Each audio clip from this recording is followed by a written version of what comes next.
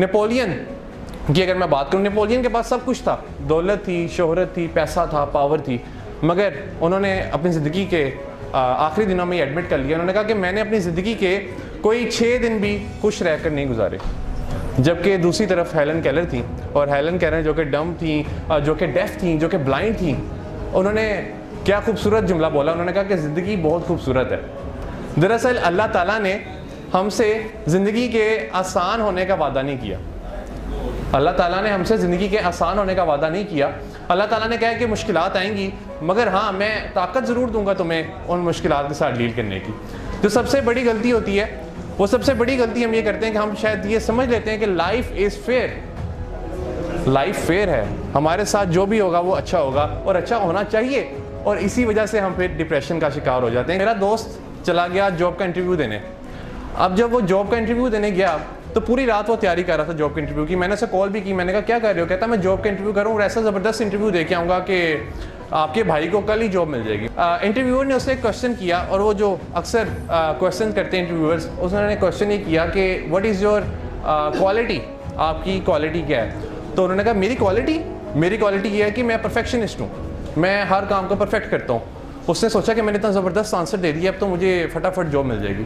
तो इंटरव्यूअर ने कहा कि आपने शायद हमारा ऐड गौर से नहीं पढ़ा। उन्होंने कहा जी बिल्कुल मैंने आपका ऐड गौर से पढ़ा है, आपने मुझे 3 बजे का टाइम दिया हुआ था और मैं पूरे 3 बजे यहाँ पर आया हूँ, और आपकी जो रिक्वायरमेंट थी कि आपको सॉफ्टवेयर इंजीनियर चाहिए, तो मेरी भी डिग्री सॉफ्टवेयर इंजीनियरिंग में ही है, तो मैं आपके पास जॉब लेने हाजिर हो गया हूँ। उन्होंने कहा नहीं, आप हमारी बात को गेट नहीं कर रहे।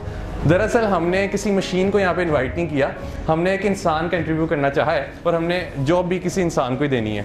उन्होंने कहा कि हमें सारी ज़िंदगी स्कूल्स, कॉलेजेस और यूनिवर्सिटीज़ में कहा जाता है कि प्रैक्टिस इंसान को परफेक्ट बनाती है, जबकि प्रैक्टिस इंसान को कभी भी परफेक्ट नहीं बनाती। ये जो फ्रेज़ है, ये फ्रेज़ ही गलत है कि प्रैक्टिस इंसान को परफेक्ट बनाती है। उस दिन मैं 92 न्यूज़ के शो में बैठा हुआ था, तो उन्होंने भी मुझसे सवाल किया कि ऑनेस्टी क्यों नहीं है लोगों में।